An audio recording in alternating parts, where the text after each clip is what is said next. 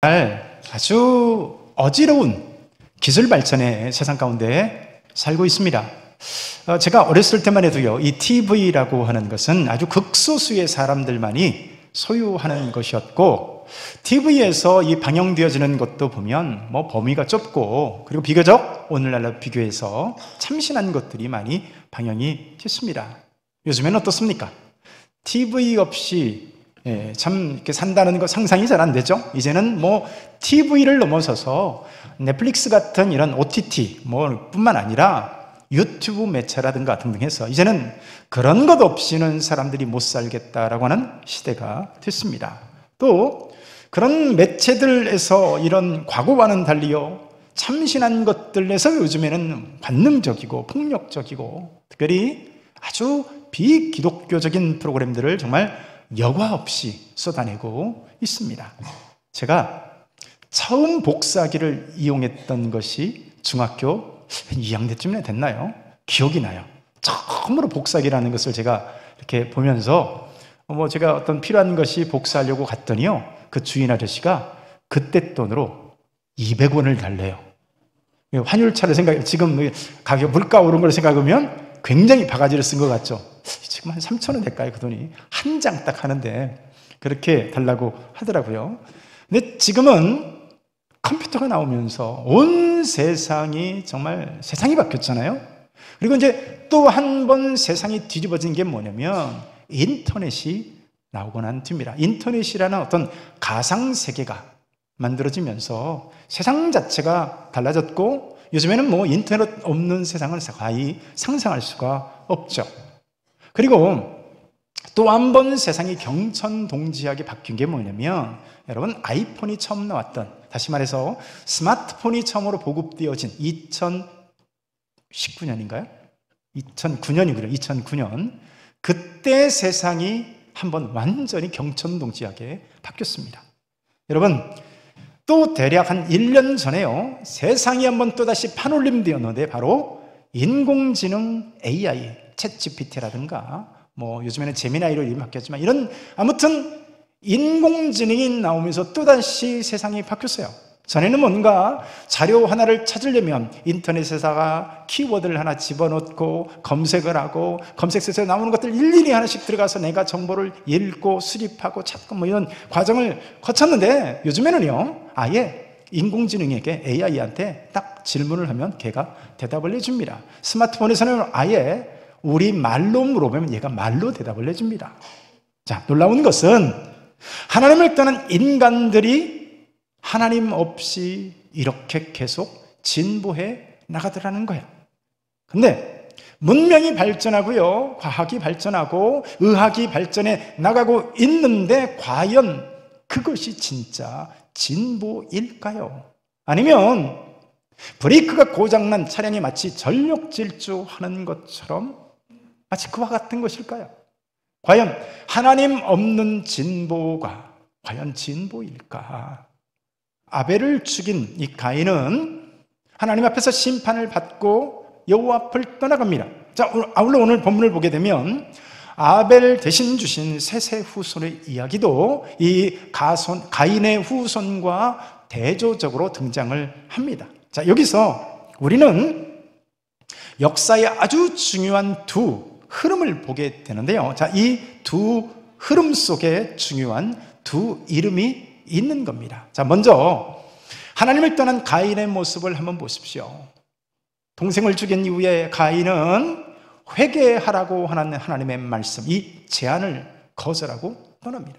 대신 그는 여호와 앞을 떠나 놋 땅에 터를 잡고 거기서 거주하게 되는 거예요. 자, 우리 4장 16절 한번 읽습니다. 4장 16절 시작. 가인이 여호와 앞을 떠나서 에덴 동쪽 놋 땅에 거주하였더니, 자, 여기 하나님 앞을 떠났다라고 하는 말은요, 여호와 앞을 떠났다는 말은 가인이 하나님 앞에서 등을 돌렸다, 그 얘기예요. 그러니까 단순히 물리적으로 공간적으로 떠났다는 것을 의미하는 것이 아니라, 가인이 어떻게 했다고요? 마음으로부터 하나님을 등 돌리고 떠났다는 거예요. 아예 하나님을 등 뒤로 내던졌습니다. 이제 가인은 하나님이 아니라 내 자신 믿고 살겠다는 겁니다. 그래서 가장 먼저 이 가인이 한 것이 뭘까요? 우리 17절 같이 한번 읽습니다. 시작. 아내와 동침하매 그가 임신하여 에녹을 낳은지라. 가인이 성을 쌓고 그 아들의 이름으로 성을 이름하여 에녹이라 하니라. 아멘. 하나님을 떠난 이 가인이 제일 먼저 한 것이 뭐냐? 바로 자기를 위한 성을 쌓는 일이었습니다. 자, 여기서 하나님의 돌보심이나 하나님의 보호하심 같은 이런 개념은요, 전혀 가인에게 고려되지 않고 있습니다. 내가 성을 쌓고 있는 그 성이 나를 보호할 것이라고 생각을 하는 겁니다. 하나님의 보호하심이 아니에요. 나는 이제부터는 내 힘으로 내 주먹 믿고 살겠다. 이게 가인의 태도였던 것이죠. 그리고 가인은 그렇게 하나님 없이 자녀와 손자를 낳습니다. 하나님을 의지하지 않고도요, 도시를 건설하고 수많은 진보와 혁신을 이루고 하나님 없이도 그의 삶은 계속 그렇게 진행되었습니다. 오늘날도 보십시오. 하나님 없이도 역사는 흘러가는 것 같고 하나님 없이도 인간들끼리 인류 문명이 끊임없이 진전을 이루는 것 같지 않습니까? 그러나 여기서 기억할 것은 가인과 그의 후손들이 아무리 발전을 하고 아무리 진전을 이룬다 할지라도 그들이 하나님을 알지 못하고 하나님을 떠났다는 거야. 그들에게 있어서 하나님을 믿는 신앙이요, 그런 것들은 전혀 그들에게 중요한 가치가 아니었습니다. 오히려 그들에게 중요한 것이 있다면 뭘까요? 오히려 그들은 가족을 부양하고 도시를 건설하고 기계 문명 같은 이런 발명품을 개발하는 것이 그들에게서는 훨씬 더 중요한 가치였던 거예요. 또 보십시오. 동생을 이 아벨을 죽인 이 가인은 오늘 성경을 통해서 보면 그는 누군가로부터 늘 해침을 당할까 불안해합니다. 그런 겁니다. 다른 사람들을 해롭게 하는 사람은요, 다른 사람들이 자기를 해롭게 할 것을 늘 걱정하기 마련입니다. 내가 저 사람의 발목 한번 잡아보세요. 저 사람이 언제 내 발목을 잡을지 모르다라고 생각하는 것이, 그렇게 염려하는 것이 인지상정입니다. 자, 그래서 가인은 하나님이 아닌 지 힘으로 자신을 방어하기 위해서 힘을 기르고 그래서 쌓은 것이 뭐예요? 바로 성이었습니다. 여러분, 이 자리에 있는 저와 여러분들은 어떤 성을 쌓고 있습니까? 혹시 하나님이 아닌 돈이나 권력이나 지위라고 하는 이런 나 자신을 위한 방어 기제를 위한 성을 쌓고 있지는 않습니까? 이 돈이 나를 보호해주는 성이야. 이 권력과 지위가 나를 오늘도 보호해주는 성이야. 여러분, 이렇게 쌓아가고 있지는 않습니까? 또 이 가인의 그리고 그의 후손들을 한번 보세요. 성만 쌓는 게 아니었습니다. 이런저런 내 인생을 즐기고 편안하게 하고자 수많은 욕망의 도구들을 만들어내기 시작합니다. 그래서 수많은 기구들을 만들어냅니다. 수많은 편리한 기계들과 유흥을 위한 여러 악기들을 그들이 만들어내는 것을 보게 됩니다. 여러분, 참 희한하게도요, 참 죄 짓는 일에는 사람들이 정말 천재적인 창의성을 발휘하는 거 보지 않습니까? 여러분, 마약 만들어내는 거 보세요. 어떻게 그런 것들을 만들어냈을까요? 또 그렇게 그 마약을 운반할 때 정말 기발하지 않습니까? 사기치는 사람들 보세요. 또 보이스피싱 같은 이런 거 진화하는 거 한번 보십시오. 정말 천재적인 창의성을 발휘하는 것 같은데, 가인과 그의 후손들은 목축을 하고 음악을 만들어내고 수많은 이런 편리한 기구들과 살인을 위한 기계들을 만들어냅니다. 그런데 여러분, 우리가 역사를 통해서 확인하게 되는 게 뭘까요? 그렇게 하나님 없이 만들어낸 것들은 더 많은 온갖 문제를 만들어낸다는 것을 우리가 역사를 통해서 확인하지 않습니까? 다이너마이트를 어떤 광산을 채굴하게 만들었어요. 근데 여러분, 더 많은 문제가 일어납니다. 수많은 사람들이 죽는 거예요. 아이러니하게도 자, 가장 편리하고 우리 인간에게 있어서 가장 행복한 세상은요, 우리 사람들이 인간의 힘으로 아무것도 만들지 않았던 에덴 동산이었음을 여러분 기억하십니까? 에덴 동산은 인간이 힘쓰고 인간이 노력하고 뭔가 자기 편리를 위해서 성을 쌓거나 뭔가 그렇게 조작해서 만들어내는 게 없습니다. 자, 그런 하나님 없는 문명들이요 극단적으로 드러나는 게 오늘 본문의 23절과 24절인데 우리 함께 한번 읽을까요? 23절 시작. 라멕이 아내들에게 이르되 아다와 실라여 내 목소리를 들으라. 라멕의 아내들이여 내 말을 들으라. 나의 상처로 말미암아 내가 사람을 죽였고 나의 상함으로 말미암아 소년을 죽였도다. 가인을 위하여는 벌이 7배 1진데 라멕을 위하여는 벌이 77배 1이로다 하였더라. 라멕은 그냥 죄 짓는 정도가 아니에요. 죄를 아주 자랑스럽게 죄를 짓고 지은 죄를 자랑합니다. 죄를 지을 자랑을 하는 거예요. 하나님은 또한 일부일처라고 하는 창조의 섭리를 따라서 창조 원리로 제정을 했는데요, 여러 아내들의 이름들을 부르면서요, 자기 자신이 얼마나 제멋대로 할 수 있는 사람인지, 내가 얼마나 힘이 있는지, 심지어 살인죄까지도 막 자랑스럽게 떠들어댑니다. 여러분, 여러분 사람들은 하나님을 향해서 큰 소리 치는 이 라멕을 보면서요, 야, 세 보인다, 멋있다 생각을 했을까? 여러분, 우리 중학교 다닐 때, 고등학교 때 다닐 때 보면 애들이 막 희한한 옷 입고 막 그렇죠. 하지 말라는 것은 꼭 거꾸로 하고 다니잖아요. 왜 그럴까요? 세 보이거든요. 그게 멋있어 보이거든요. 선생님한테 뭔가 반항거리고 껄렁거리고, 여러분 모자는 앞으로 이렇게 쓰라고 만들었는데 모자를 꼭 옆으로 돌려 쓰고, 왜 그렇게 다닌다고요? 세 보이잖아요. 나는 니들처럼 달라, 니들과는 달라, 나는 이렇게 할 수 있는 사람이야. 여러분, 그게 멋있다고 생각했을 거예요. 나도 라멕처럼 한번 살아봐야 되겠다라는 생각을 했을 것입니다. 근데 여러분, 하나님 없는 즐거움과 이 편리함에 진정한 행복이 있었을까요? 하나님 없는 돈이나 레저나 스포츠 같은 즐거움이 우리 인간에게 진정한 행복을 줄 수 있냐고요. 이 가인과 그의 후예들을 한번 보십시오. 하나님 없는 가문을 이룹니다. 거기에 물질적인 풍요가 있었습니다. 그리고요, 즐거움과 쾌락을 하나님 자리 대신으로 여러분 그런 것들을 올려놓고 여러분 인생을 살았던 곳입니다. 또 이 가인이 행했던 게 뭐냐 하면, 자, 성을 쌓은 가인이 성의 이름을 아들 이름으로 했다는 것인데요, 우리 17절을 보면 가인이 성을 쌓고 그의 아들의 이름으로 성을 이름하여 에녹이라 하니라. 자, 성의 이름을 누구의 이름으로요? 아들의 이름으로. 성의 이름을 아들의 이름으로 명명한 것은 하나님을 미뤄낸 인생들에게, 하나님을 이렇게 밀어낸 인생들에게 가장 일반적으로 나타나는 현상입니다. 하나님을 밀어낸 인생들은 하나님이 아닌 사람의 이름을 높이려고 합니다. 자, 성경에서 이름을 높인다는 것은요, 예배와 관련된 표현입니다. 자, 그러므로 가인이 성을 쌓고 그의 이름을 아들 에녹의 이름으로 불렀다는 것은 사람을 높이고 하나님의 자리에 사람이 앉겠다라고 하는 생각이 반영된 거예요. 나중에 이들의 후손이 이렇게 벌인 행위가 뭐냐, 창세기 11장 4절을 볼까요?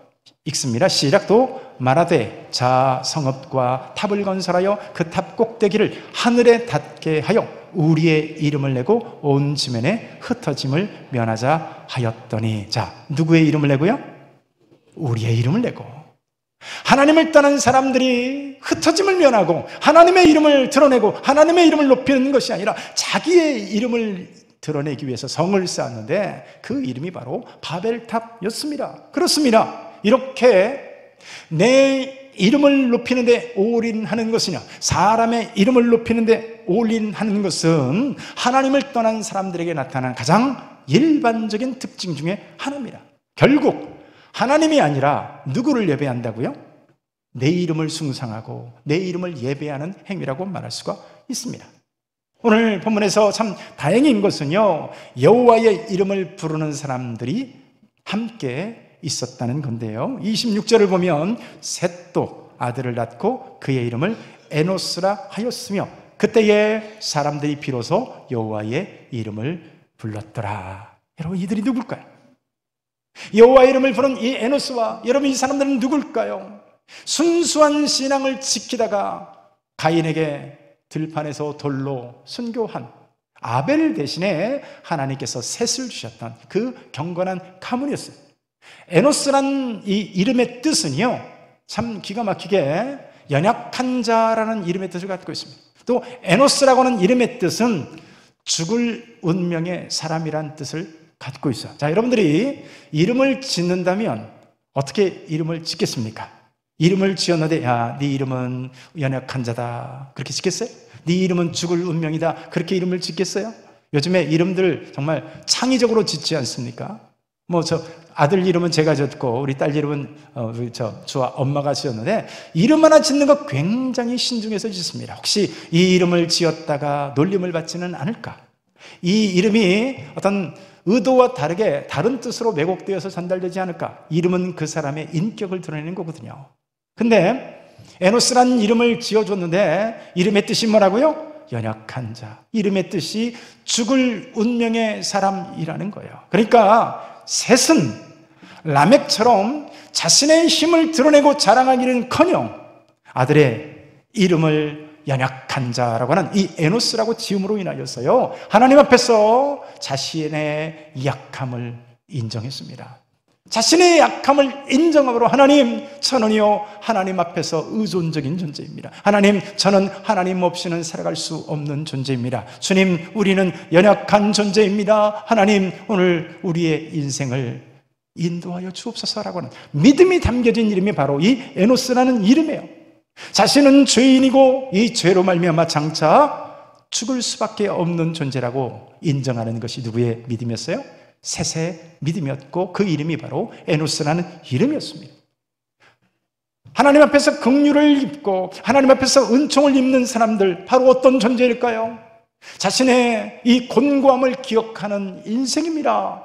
하나님 앞에 자신의 연약함을 인정하고 하나님의 도움을 구하는 그 사람이 바로 하나님으로부터 오늘도 긍휼을 입는 사람인 거예요.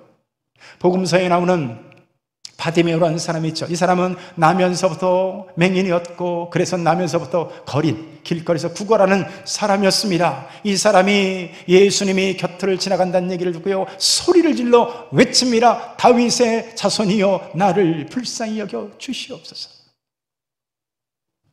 또 감히 주님 앞에 나올 수 없어서 주님의 이 뒤에서 옷자락을 붙든 이 여인과 같이, 주님, 나는 연약한 사람입니다. 주님, 나는 죽을 운명의 사람입니다. 주님, 하나님 없이는 나는 아무것도 이룰 수 없는 연약한 존재입니다. 나는 하나님의 도움이 필요한 존재입니다. 바로 이 사람에게 주님의 은혜와 긍휼이 임할 줄로 믿습니다.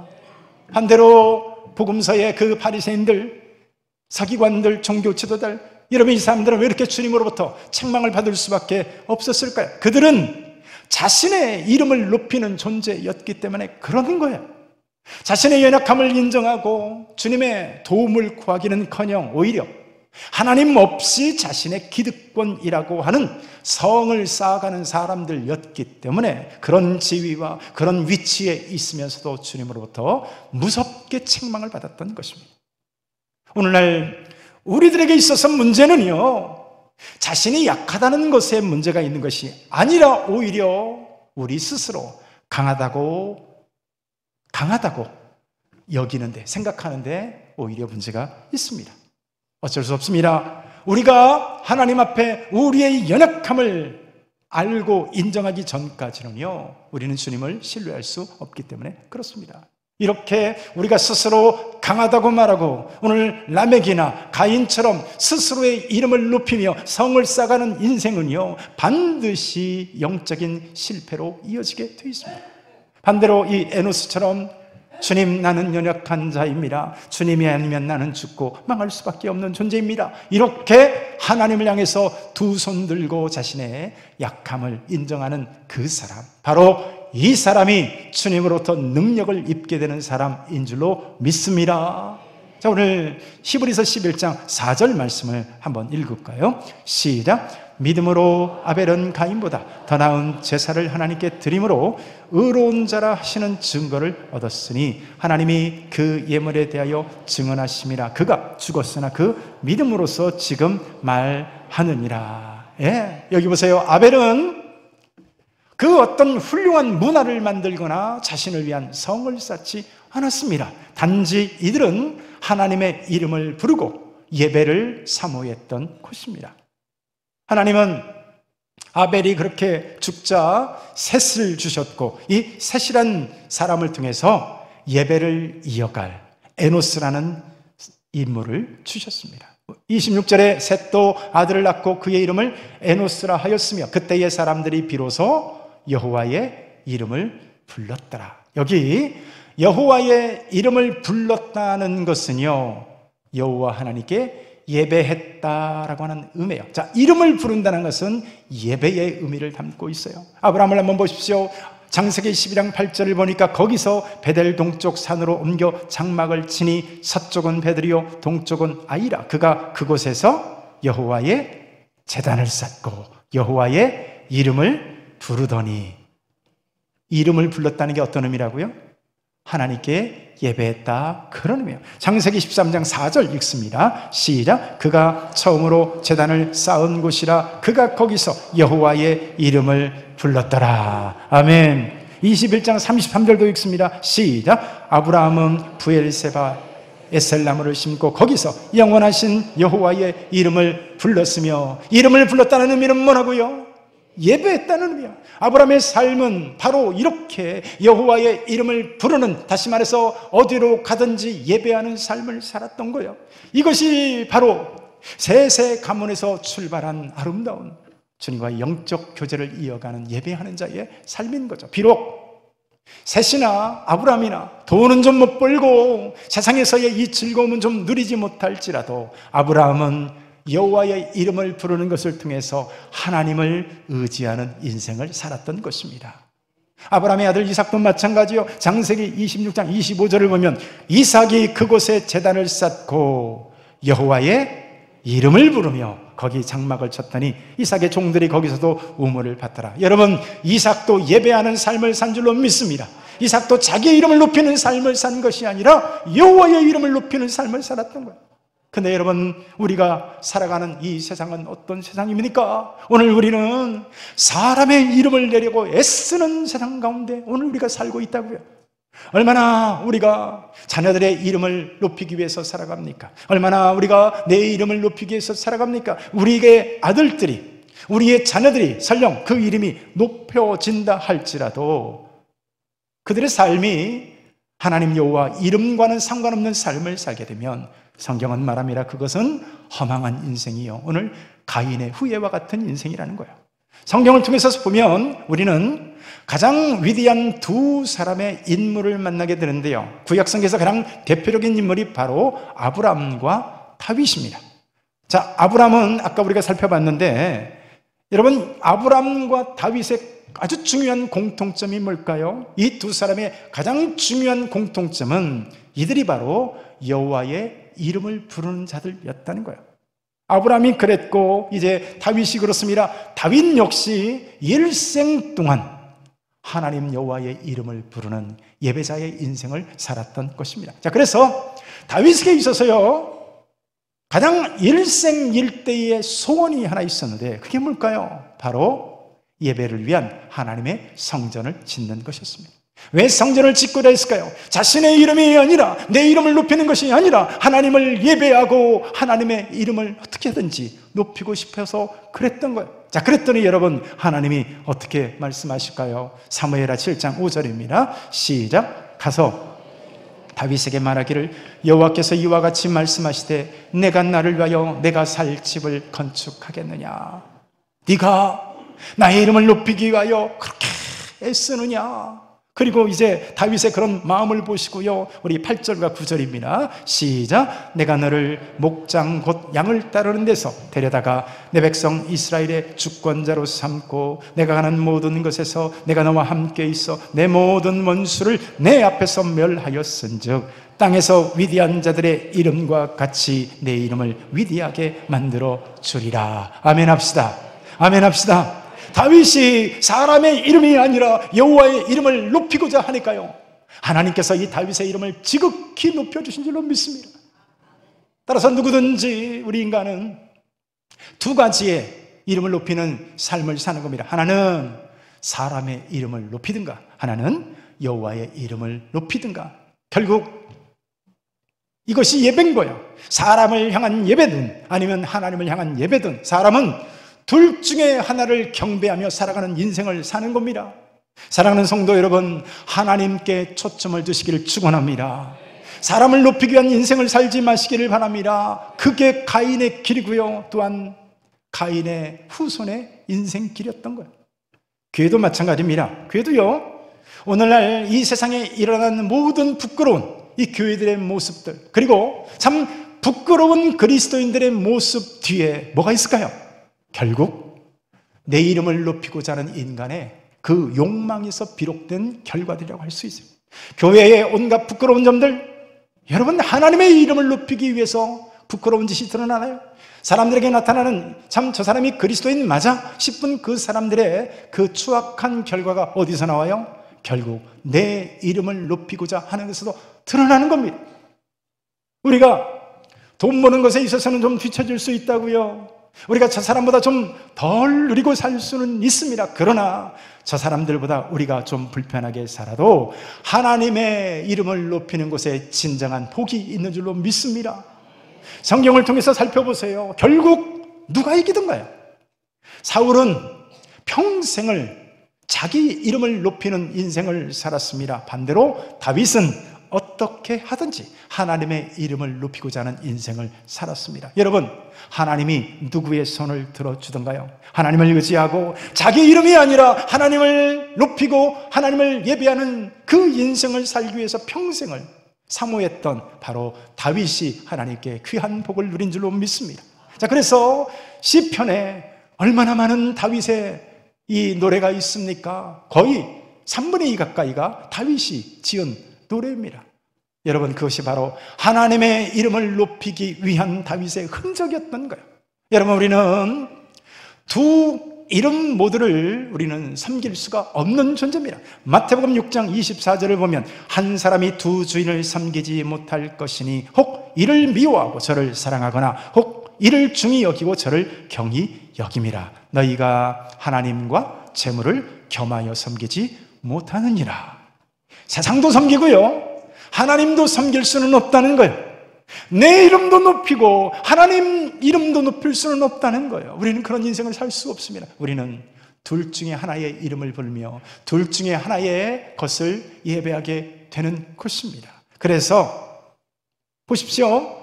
여호와 앞을 떠난 인생에게 가장 두드러지게 나타난 특징이 있다면 뭘까요? 하나님을 떠나고 신앙이 오늘도 하나님부터 멀어지는 가장 대표적인 특징은요, 예배가 싫어집니다. 예배를 소홀히 하기 시작하고 그 입술에서 예배의 이 찬송이 떠나기 시작하는 거예요. 그 대신에 하나님을 높이며 예배하는 그 대신에 세상을 동경하고 마치 하나님의 아들들이 세상의 딸들을 취하고 사모하고 열망했던 것처럼 세상의 성공과 출세를 찬양하게 되는 것입니다. 반대로 하나님께 돌아오는 가장 중요한 것이 있다면 그게 뭘까요? 바로 하나님을 예배하는 것입니다. 예배가 살아나면 하나님과의 관계가 살아납니다. 반대로 하나님을 떠나게 되면 예배적 삶이 사라지는 것입니다. 사랑하는 성도 여러분, 오늘 여러분들은 어떻습니까? 여호와 앞을 떠난 가인과 같은 모습이 저와 여러분들의 모습은 아닌지 돌아보시길 바라요. 아니면 오늘 에노스처럼 여호와의 이름을 부르는 사람입니까? 하나님 없이 내가 쌓아가는 성이 아니라 바로 여호와의 이름을 높이며 하나님을 경배하는 저와 여러분들의 삶이 되어지시기를 축원합니다. 아멘. 오늘 한 목소리로 한번 기도하기를 원합니다. 하나님, 내가 높이기를 원하는 것은 무엇이